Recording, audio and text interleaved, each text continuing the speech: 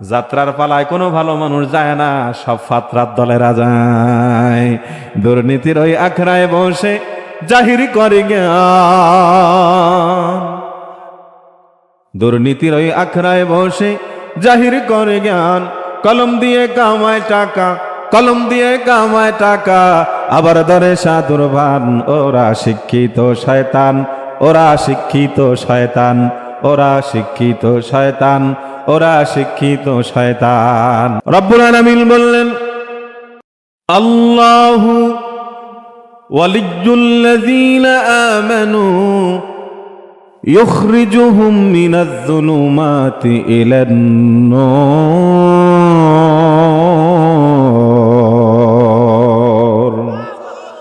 হয় না আরো জোরে আল্লাহু আকবার।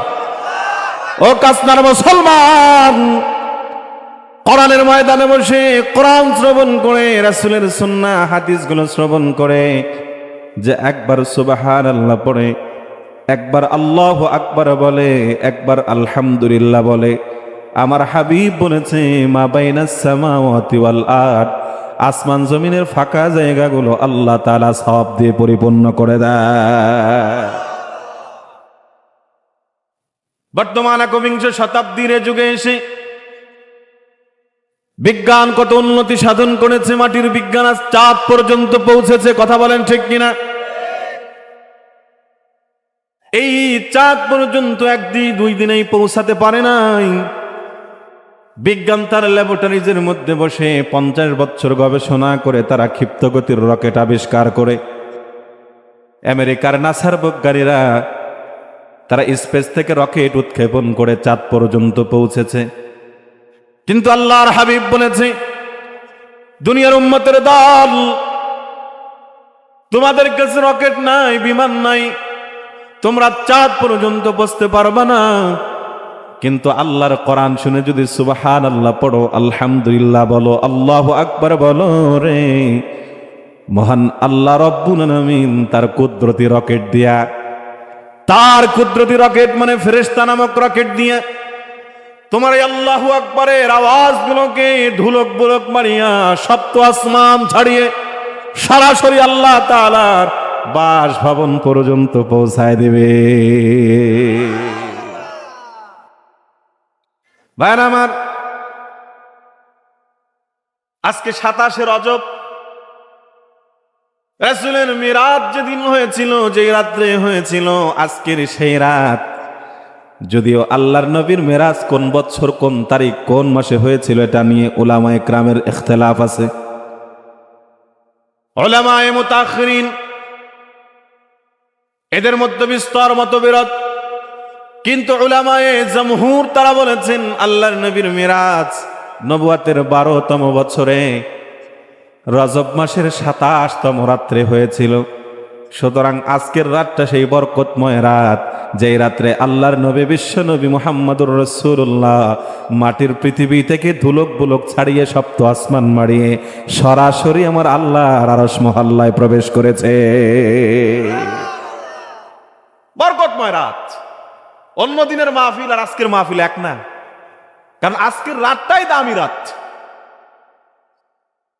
আমাদের রসুলের ভাষা একটা কথা আছে, কখনো মাকিনের কারণে মাকান দামি হয়, কখনো মাকানের কারণে মাকিন দামি হয়, মানে বস্তুর কারণে ব্যক্তি বা ব্যক্তির কারণে বস্তু দামি হয়।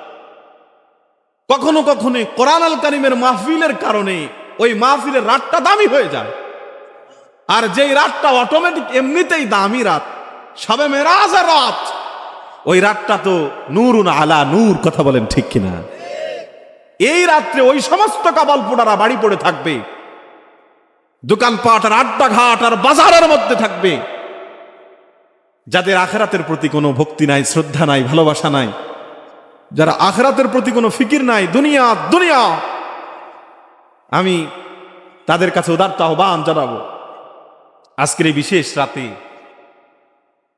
আমরা সকলে ঐক্যবদ্ধ হয়ে দল মত নির্বিশেষে আল্লাহর কোরআন শোনার জন্য সামিয়ানার নিচে বসে যায়। সকলে পড়ুন আমিন।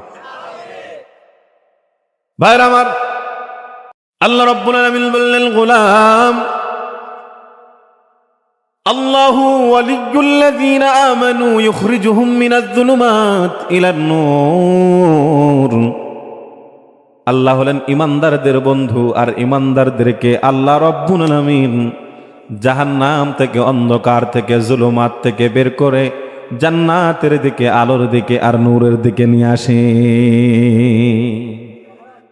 সুতরাং আমার যে সমস্ত মুসলমান ভাইয়েরা, বাবাজিরা, পর্দার আড়াল থেকে মা বোনেরা, বিভিন্ন আড্ডা থেকে, মজমা থেকে, চায়ের দোকানে, ফুচকার দোকানে আর বেগানা নারীদের পেছনে গুড়গুড় করা থেকে বিরত থেকে আল্লাহর কোরআনের মাহফিল এসেছে, বোঝা যায় ওদের মাথার উপরে আল্লাহ তাআলার রহমতের হাত আছে।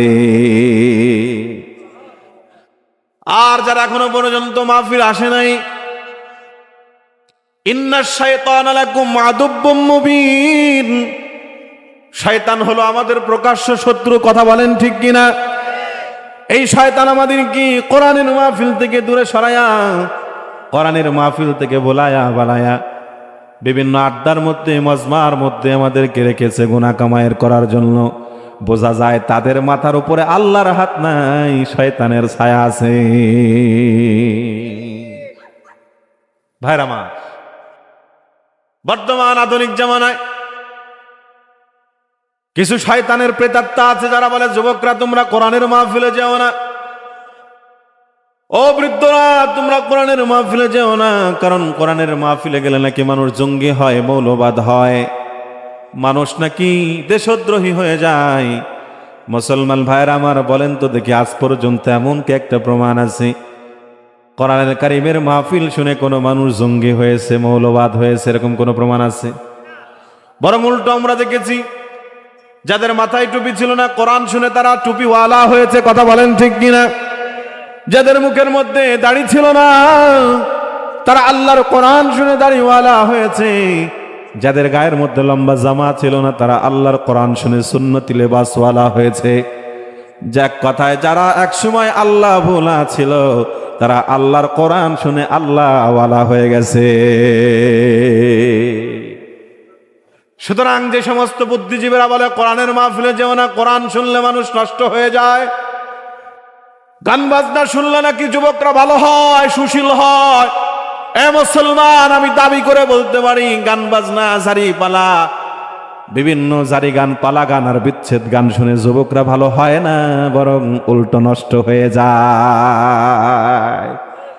যাত্রার পালায় কোনো ভালো মানুষ যায় না, সব ফাতরার দলেরা যায়। দুর্নীতির ওই আখড়ায় বসে জাহির করে জ্ঞান, দুর্নীতির ওই আখড়ায় বসে জাহির করে জ্ঞান। কলম দিয়ে কামায় টাকা, কলম দিয়ে কামায় টাকা, আবার ধরে সাধুর ভান। ওরা শিক্ষিত শয়তান, ওরা শিক্ষিত শয়তান, ওরা শিক্ষিত শয়তান, ওরা শিক্ষিত শয়তান। ওরা হলো দেশের লাগি মহামারীর মতো, পাইলে কলম ঠেকাইয়া চালায় ওরা নির্যাতন। আছে না নাই? ওরা হলো দেশের লাগি মহামারীর মতো, পাইলে কলম ঠেকাইয়া চালায় ওরা নির্যাতন। সুদের টাকায় ওদের বুড়ি, ঘুষের টাকায় ওদের বুড়ি, হয়েছে টান টান। ওরা শিক্ষিত শয়তান, ওরা শিক্ষিত শয়তান, ওরা শিক্ষিত শয়তান, ওরা শিক্ষিত শয়তান। আছে না?